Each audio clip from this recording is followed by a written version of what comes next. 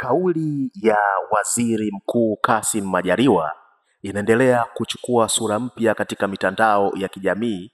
Ukiangalia katika mitandao ya kijamii WhatsApp, Twitter, sasa hivi imekuwa ni gumzo sana.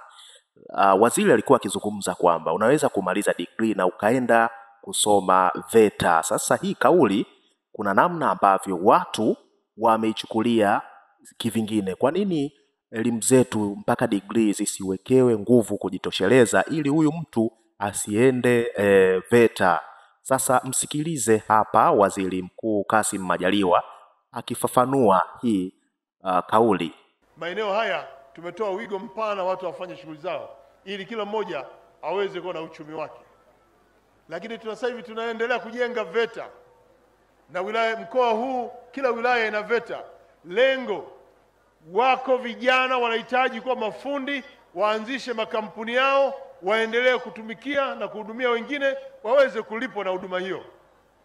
Tunapeleka pale ili muweze kujifundisha umeme, cherehani, lakini pia kompyuta, ushonaji, upishi na shughuli nyingine yote ya kiufundi ili uweze kuanzisha kampuni yako. Maeneo tulianza muda mrefu tumepata mafanikio sana, vijana wote wameenda VETA. Na wameenda VETA bila kujali kama wewe una degree ya chuo kikuu, una diploma, una form 6 tu, form 4 au darasa 7. Yeyote anataka ufundi, huo umesoma chuo kikuu, nenda VETA. Ndiyo, tunaposema Lifetime Store, hawa ndio wakali Tanzania wanaosifika na uuzaji wa bidhaa bora za kielektroniki. Wana bidhaa zifuatazo kama mashine za kufua nguo kuanzia kilogramu 7 ambazo hizi nazo zinafua nguo pamoja na raba, nikimaanisha viatu vya aina zote. Wana mashine za toleo jipya za mifumo miwili, nikiwa na maana semi automatic, yani mfumo wa automatic na manual kwa wakati mmoja, na mifumo yote miwili inafua na kukausha. Mashine hizo wanazo kuanzia kilogramu 10 mpaka kilogramu 27. Hizi hapa ni nzuri sana kwa biashara ya dry cleaner, au kama unataka kuanzisha biashara ya dry cleaner au familia ya watu wengi, mazingira ya familia nyumbani, hizi ni beta sana kwa matumizi hayo. Lakini pia hatujamaliza, tuna mashine za kufanyia usafi ikiwemo hii hapa. Hii hapa ni DIC Sofa Polisher. Ni mashine ambayo inasafisha tiles, sofa na uchafu sugu wote, inasafishwa kupitia hii hapa DIC Sofa Polisher. Hatujamaliza, pia tuna hii hapa ni pasi ya mvuke ambayo hii hapa inaitwa Garment Steamer. Pasi hii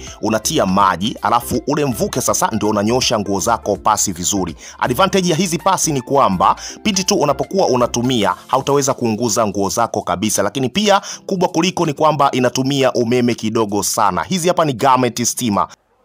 Kasome, najua chuo kikuu umesoma geography, umesoma mahesabu, lakini VETA unajifundisha ufundi wa umeme, ufundi wa kushona nguo, ufundi wa kutengeneza magari, ufundi wa umeme, vitu vya namna hii. Kwa hiyo una degree yako, lakini pia ni fundi umeme. Unapanda biashara yako, unaendelea. Haya ni mambo ambayo tunahamasisha. Tuendelee kuiunga mkono serikali yetu. Tuendelee kuisemea serikali yetu. Tena serikali hii ya Chama cha Mapinduzi, huwezi kutenganisha serikali na Chama cha Mapinduzi, na kwa hiyo endeleeni kukisemea Chama cha Mapinduzi.